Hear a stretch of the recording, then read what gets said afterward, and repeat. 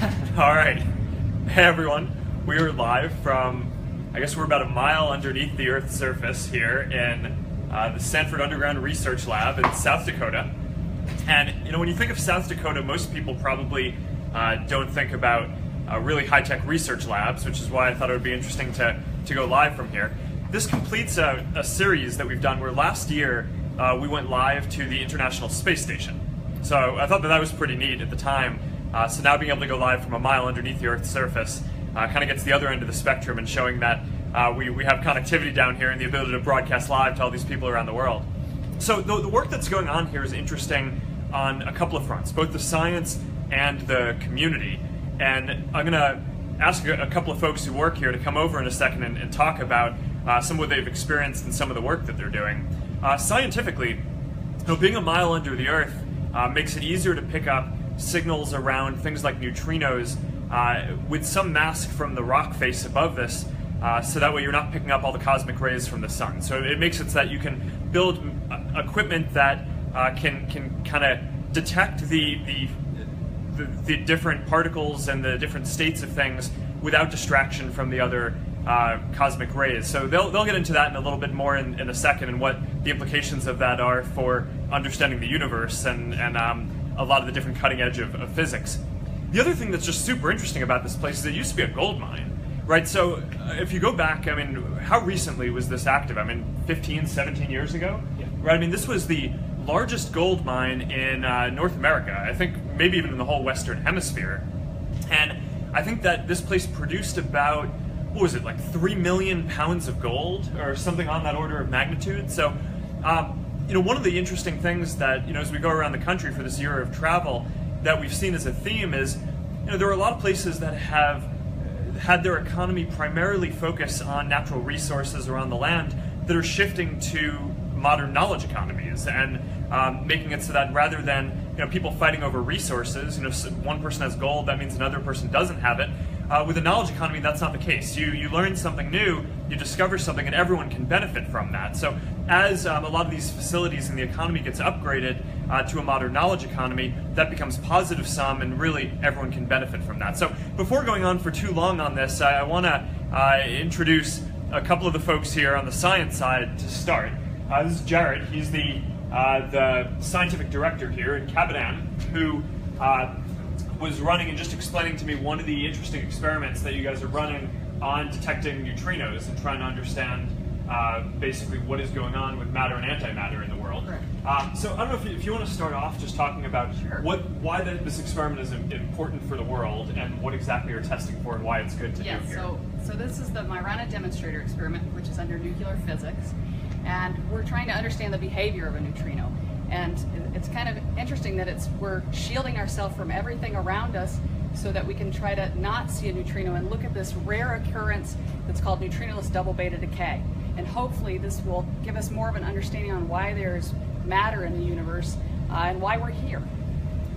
So scientists come from all over the United States and all over the world that are part of this collaboration.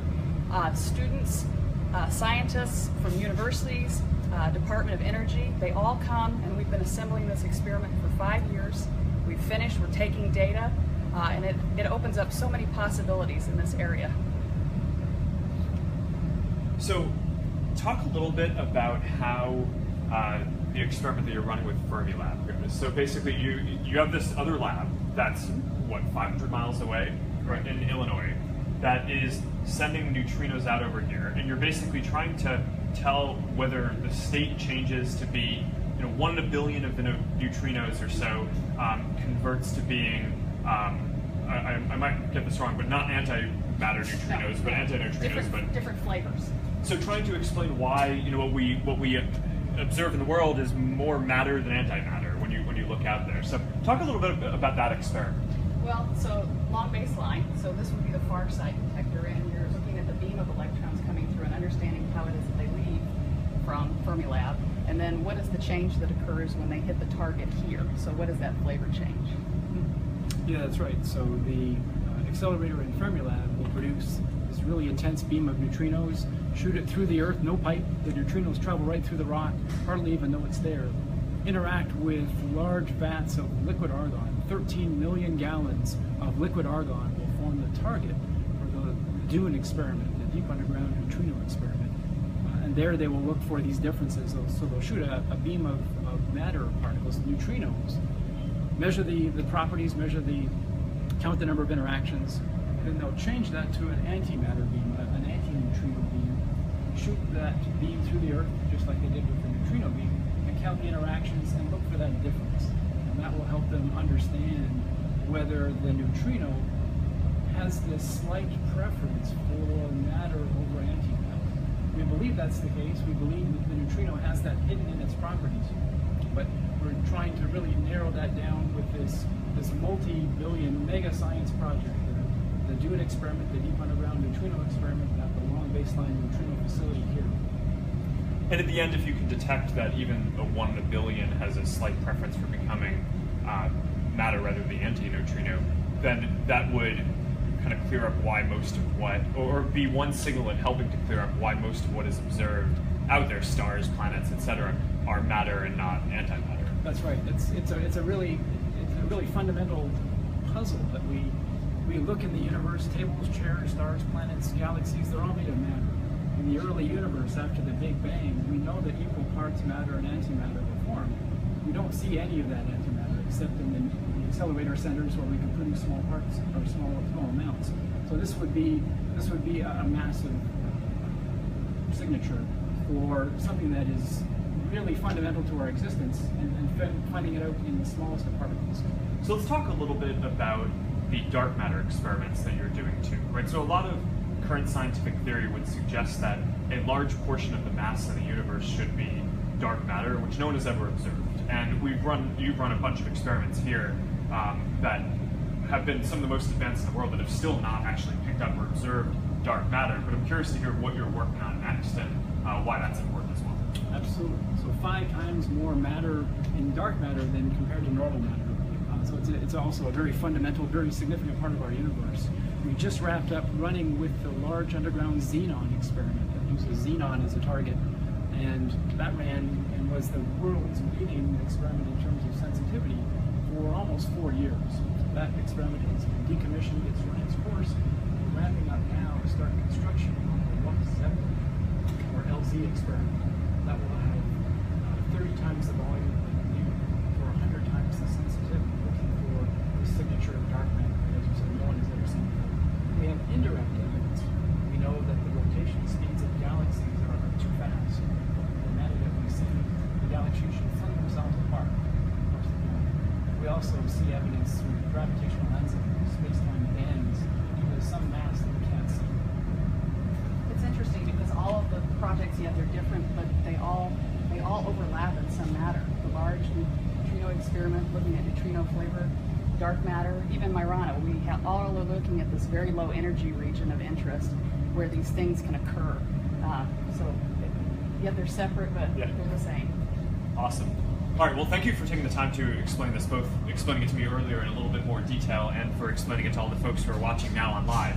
I want to make sure we get a moment to talk about the community implication aspect of converting this from a gold mine to a big science research facility. So Dan here has some really interesting perspective on it because you actually worked here when it was a gold mine. Correct. And have had a career here now working through it being a big, massive underground science lab. So I'm curious to take us through what you've seen and what the facility, how it's evolved, and also not just here, but the community around here and how that's been shaped by changing from a natural resource-based enterprise to one that's more about science and knowledge.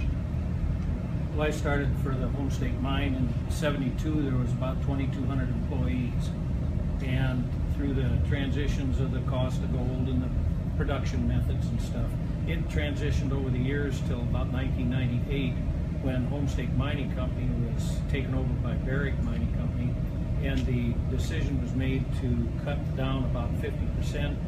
They realized after a few years that wasn't going to last, so the mine was closed and went into a closure property. At the time that they decided to close, 50% of the workforce was laid off, and they transitioned over the next few years.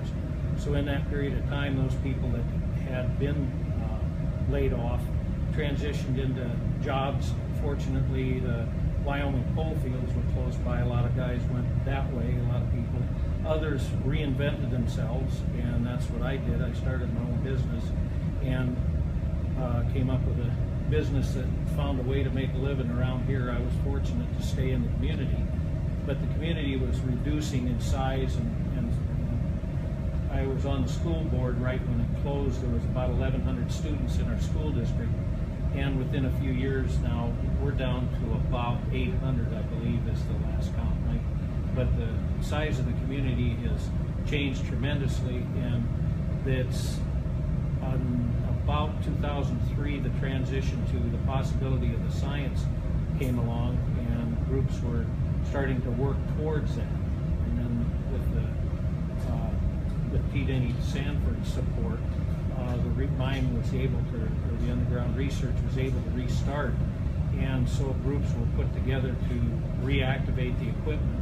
I was hired on to help restart that, and then within a few years there was enough equipment where the reentry started to repump or pump the water out and get it out so the science could restart. The transition as far as the rest of the community is other people reinvented themselves, found new professions, some moved away, stayed in the mining business. All right. Well, I mean, this facility is super interesting. I mean, in order to get down here, I know we were talking for about 11 minutes during the elevator ride down here, which is this, I guess you guys do this every day, right? It's a cage. Sure. Well, elevator might have been a euphemism, or you know, maybe a little more nicer than it actually is. But I mean, that's basically the function that it serves. You walk into it, it's a lift, right? And it takes you down a mile, and it takes 10 or 11 minutes, and it feels like something that would have been in a mine, right? Not in an office building or something like that. So, but in a lot of the facility here, you've had to basically rework and make sure that it can work for the kind of science that you're doing today. We're in the process of improving all those infrastructures as we speak. We're not done yet.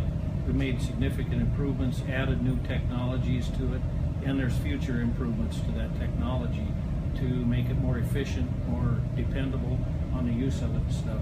Like you said, when I first started, it'd take 3 minutes to get down here. Now, quite a bit longer, but that was designed that way to be a safer transport while the rest of the infrastructure is improved. But it was quite a deal for a 19-year-old like myself that had never experienced industry to come here and be exposed to it. Yeah, I can imagine. All right, is there anything else that you guys think we should cover while we're here? Nope. All right, well, thank you so much. I mean, I think the science work that you're all doing is going to be really important. So I'm grateful for it. I hope more people who are watching this think of going into science research. I think this is really long-term and important work for the world, which is why we try to support it through the Chan Zuckerberg Initiative. And I am just really optimistic about all the work here. And just as a community and how it's evolved, I think it's super interesting as a case as I've traveled around the country of communities that have evolved from doing one thing historically to doing another and modernizing. So what you're all doing is really impressive. So thank you for taking the time to show me today. Thanks.